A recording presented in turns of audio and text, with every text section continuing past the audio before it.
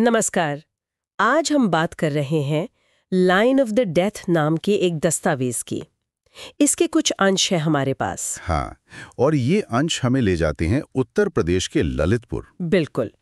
कहानी है राम नायक नाम के एक पत्रकार की, जो वहां एक रहस्यमय केस की पड़ताल करने जाते हैं। और फिर वो खुद ही उस रहस्य में उलझ जाते हैं। तो आज हम इसी कहानी की थोड़ी गहराई में जाएंगे, समझेंगे कि आखिर नायक के साथ हुआ क्या, वो लापता परिवार और वो घर। सही कहा। ये समझना जरूरी है कि कहानी डर और रहस्य को कैसे बुनती है। दस्तावेज कई सवाल छोड़ जाता है। तो शुरुआत होती है राम नायक के ललितपुर पहुंचने से। साधारण से पत्रकार लगते हैं, कुर्ता पजामा, खादी का झोला। हाँ, उनका मिशन था एक पाकिस्तानी परिवार पर रिपोर्ट करना, जो शायद अवैध तरीके से भारत आया था। वहां उनकी मुलाकात होती है पुराने दोस्त जहीर से। हाँ, और जहीर उन्हें रहने की जगह देते हैं, अपना पुश्तैनी घर, जो अब एक स्कूल है ऐसे तो। मगर यहीं से थोड़ा मामला गड़बड़ होना शुरू होता है। जहीर घर तो देते हैं, पर कुछ चेतावनियों के साथ। बिल्कुल, चेतावनियां भी ऐसी कि रात में फोन बजता है, जबकि तार कटा हुआ है। हाँ, और बंद दरवाजों के पीछे से अजीब आवाजें आना।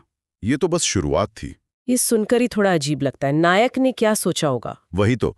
और जल्द ही उन्हें घर में अजीब चीजें महसूस होने लगती हैं, सामान खिसकने की आवाजें। आईने में अपना अक्स भी अजीब लगना। ये मनोवैज्ञानिक है या कुछ और? क्या नहीं सकते, दस्तावेज बस उनके बढ़ते डल को दिखाता है। इसी बीच एंट्री होती है बबलू की, जहीर का सहायक। हाँ, और उसका व्यवहार भी थोड़ा हटके है, विनम्र है पर ध्यान भटकाने वाला, जैसे पेड़ के नीचे पत्थर तोड़ना। क्यों? पता नहीं। क्या वो सिर्फ सहायक था या उसका कोई और रोज था? ये सवाल बना रहता है।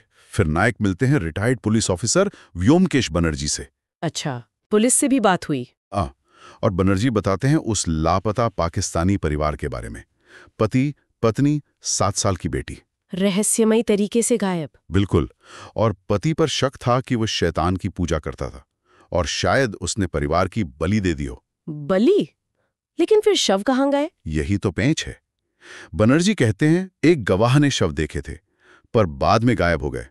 केस बंद। और ये सब उसी घर में हुआ था जहां नायक रह रहे हैं? अब तो ये सिर्फ रिपोर्टिंग नहीं रही। नहीं, अब ये खतरनाक बन चुका था। इसके बाद नायक के अनुभव और भी भयानक हो जाते हैं। जैसे? उन्हें कमरे में लगता है कोई तेजी से आया और गायब हो गया। गहरी सांस की आवाजें और फिर एक जोर की चीख। बाप रे, ये तो वाकई डरावना है। हाँ, डर अब सिर्फ मन में नहीं, बाहर भी था।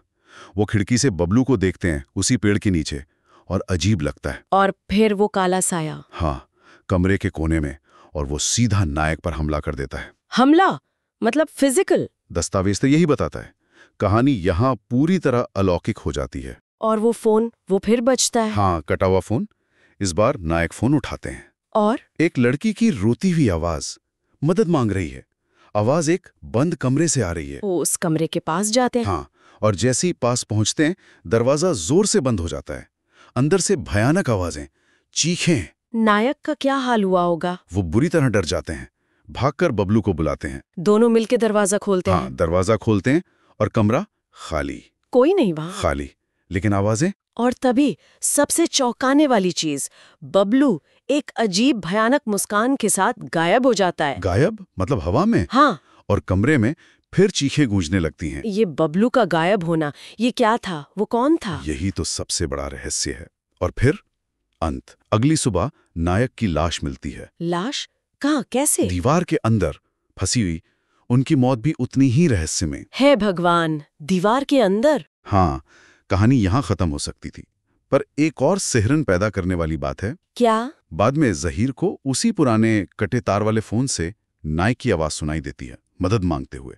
नहीं, फोन से नायक की आवाज मरने के बाद? हाँ, तो ये दस्तावेज सिर्फ एक मौत की कहानी नहीं है।